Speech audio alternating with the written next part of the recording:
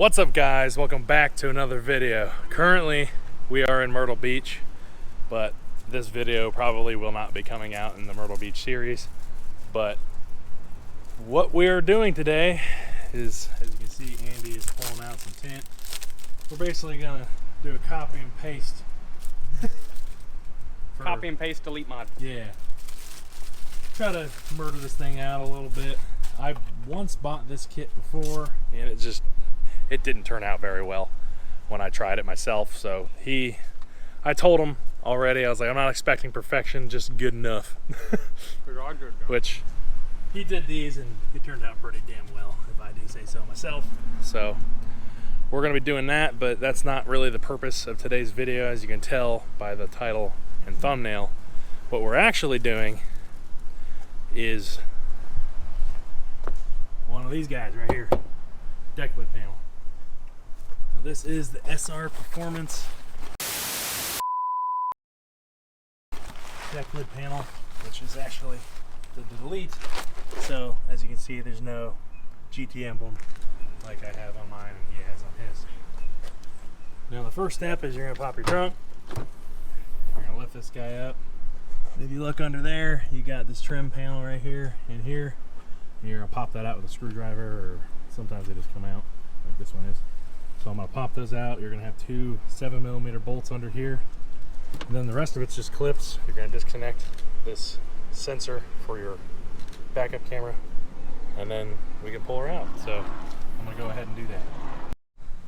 All right, guys. Well, as you can see, got the bolts out. They're all laying right there. Be careful, you don't want to drop them down inside your deck lid, because then you ain't getting them back out.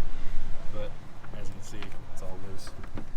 Now you're going to grab a microfiber and preferably some sort of pry tool that isn't metal, but this is all I have on such short notice. So I'm going to use this microfiber, and we're going to lower this down. We're going to stick this in between here with the towel, of course, so I don't scratch anything. Try my best not to anyway. And then the Decklid should come out. We can disconnect this camera and we'll be good to go. Alright, guys, as you can see, got that disconnected, and you're going to have a series of clips going through this thing. But basically, as you have that pry tool, it's going to push it down and out at the same time.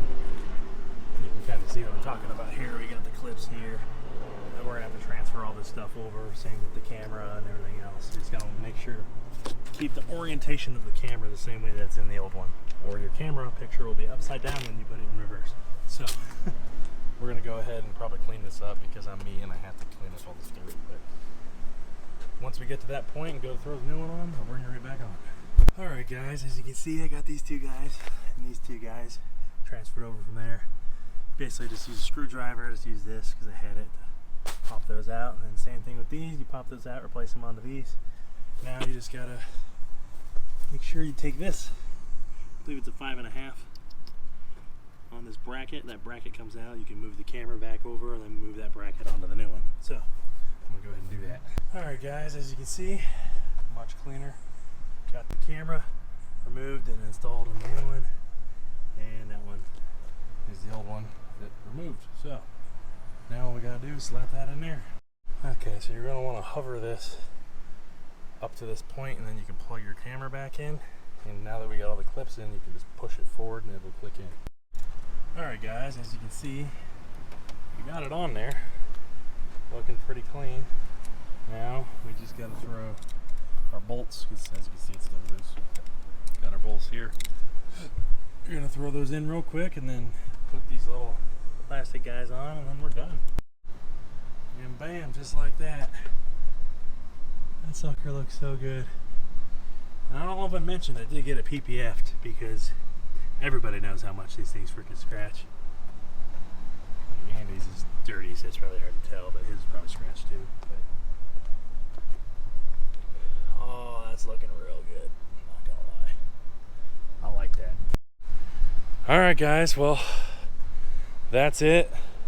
We got her all knocked out. Andy's still working on our headlight tent. It's not working very well. He's struggling. We're gonna have to go to the store and get some stuff. So yeah, we need heat.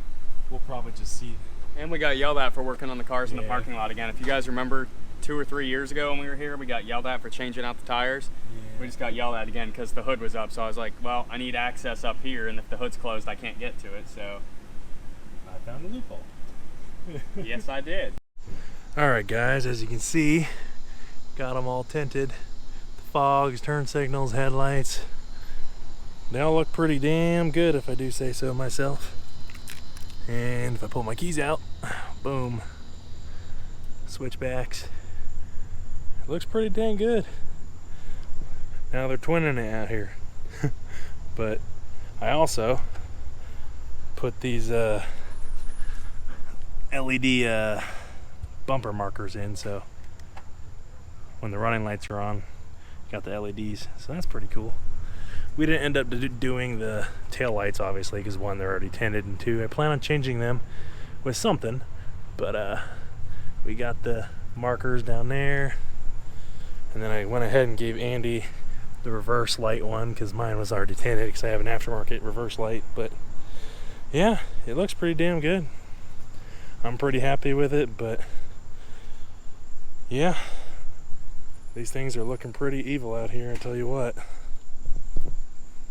Yeah, that's basically it. If you guys enjoyed the video, if you found it informational at any point, I appreciate that.